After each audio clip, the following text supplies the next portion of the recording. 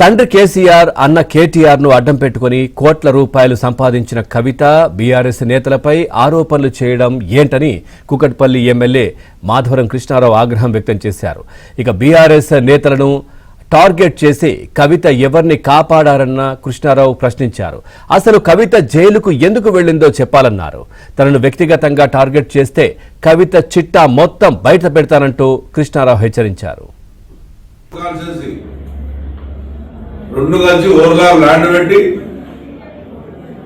అలా క్లియర్ చేసుకుని అలా ఇల్లు అడ్డం పెట్టుకుని సంపాదించుకున్నాం. ఇళ్ల కోసం మనం ముఖ్యమంత్రిని అడ్డం పెట్టుకుని రేవంత్ రెడ్డిని అడ్డం పెట్టుకుని సంపాదిస్తున్నాం. నువ్వు భయపడతావు అనుకుంటున్నామో, భయపడే మాధవరం కాదు. హైదరాబాద్ ఎమ్మెల్యేలంతా దొంగలని చెప్తున్నావు. నువ్వు సుఖమైందని నువ్వు జైలుమా, మేము జైలుమా? ఎందుకైనా జైలుకి ఆ జవాబు చెప్పి తెలంగాణ ప్రజలకు 2 సార్లు టీఆర్ఎస్ గెలిచినాం, ఒకసారి టీడీపీలో గెలిచినాం. బీటీ బ్యాచ్ దోసుక తినేకి వచ్చినామంట. నువ్వు దోసుక తినేకి వచ్చినావు అమెరికా నుంచి. మేం కాదు, అమెరికా నుంచి వచ్చి కూడా దోసుక తినే నీకు. నీ చరిత్ర మళ్ళొకసారి మళ్ళా మాట్లాడు. నీ చరిత్ర మొత్తం ఇస్తాయి. రోజు ఇదే పని పెట్టుకుంటా నేను నీ గురించి.